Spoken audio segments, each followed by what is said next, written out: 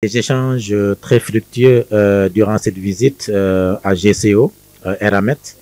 Le comité national ITIE, dans sa mission, s'occupe de tout ce qui est transparence et redevabilité dans la gouvernance du secteur extractif. Il était important pour nous, durant cette année de validation, de troisième validation du Sénégal, de pouvoir venir voir nous-mêmes, nous enquérir nous-mêmes des préoccupations des communautés, mais surtout écouter l'entreprise.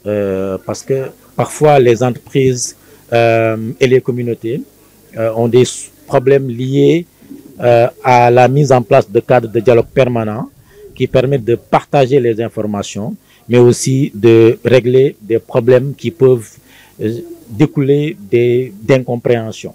Il était important pour nous, Comité national ITIE, de venir d'abord rencontrer les communautés, les écouter, nous enquérir de leurs préoccupations et après amener les communautés avec nous pour venir discuter avec l'entreprise GCO.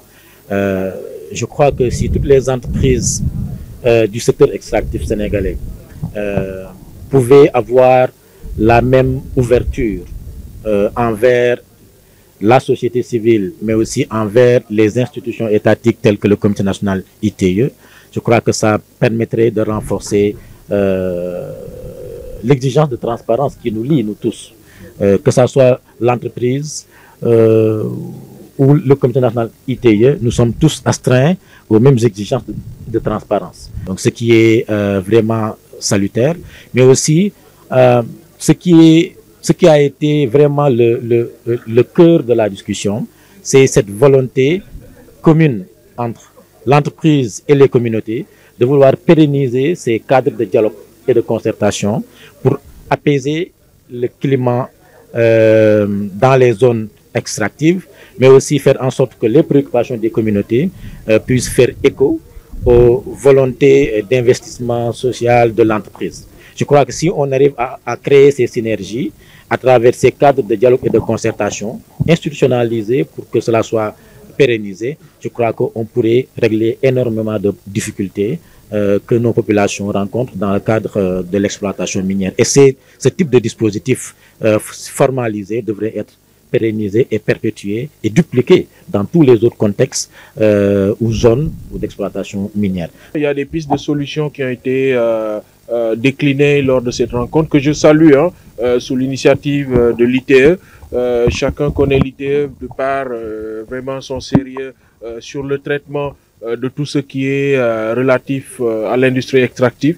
Donc nous magnifions leur venue aujourd'hui ici à Eramet Grande Côte. Ils sont venus avec les populations. Nous avons eu une discussion fructueuse. Je pense que pendant 3 ou 4 heures, nous avons débattu de pas mal de sujets. Et effectivement, des pistes de solutions ont été élaborées déjà, dont des forats communautaires qui permettraient vraiment d'avoir un retour des populations sur nos actions, mais aussi sur leurs besoins.